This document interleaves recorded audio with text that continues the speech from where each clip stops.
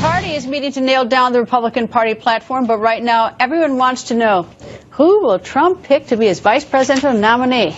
Well, just a short time ago, Chairman of the Republican National Committee, Reince Priebus, went on the record.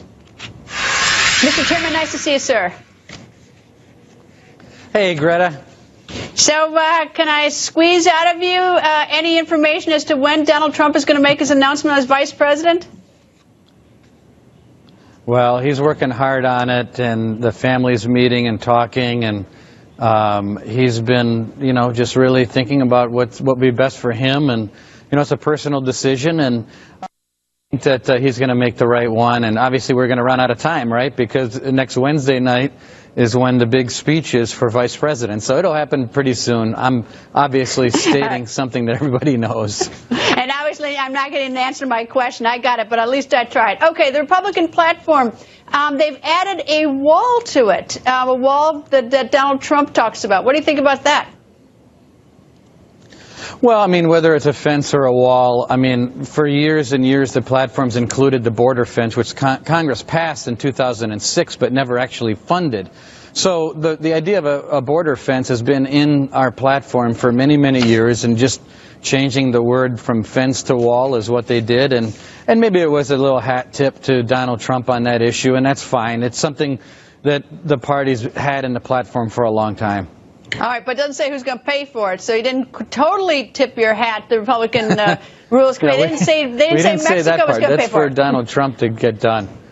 That's for him to get done. We're just saying what our position is, but as far as who pays for it, Congress already agreed that it would be paid for 10 years ago, and now it'll be up to President Trump to figure that one out, but I think he's going to try to get that done.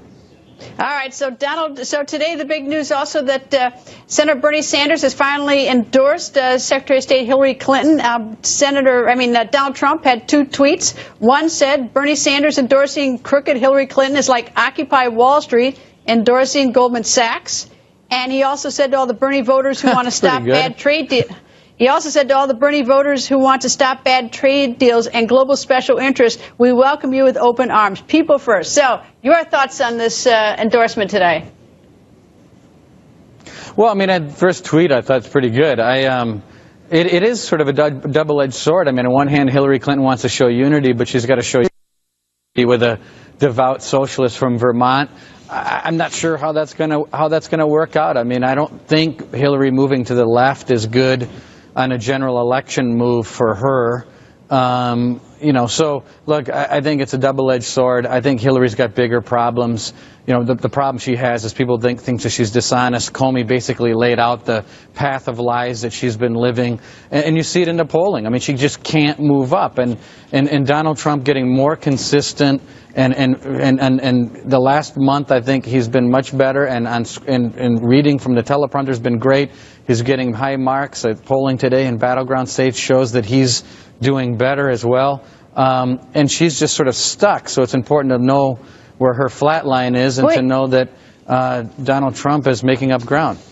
What about, I know that there's some Republicans who question whether or not she should be allowed a security clearance, and soon she's going to be getting security briefings. I assume that you have something to say about that. Well, of course. She obviously, I think, violated the statute. I don't understand why James Comey didn't move forward on what looked like a prima facie case for gross negligence. He, at the very least, called out her lies. I'm sure, as James Comey said, discipline in the FBI would be anything but, either a suspension or a walking out the door. And here she is wanting to get security briefings. And I think that people like Paul Ryan and others are going to lead that sort of analysis and investigation to make sure that she's got what most employees would have coming, and most employees wouldn't be employed, to tell you the truth. Okay, now I'm going to do something mean. I'm going to see if I can book you next week in Cleveland. Will you do our show next week, one of the nights in Cleveland? Yes, I will do the show one of the nights next week in Cleveland. Be happy to do it. I'd be honored to do it. That's such a dirty trick. That's a dirty trick to do it on air. Anyway, Mr. Chairman, that's okay. You're a good Wisconsin girl. All right, after that, I'll see you in Cleveland. Thank you, sir. All right, we'll see you.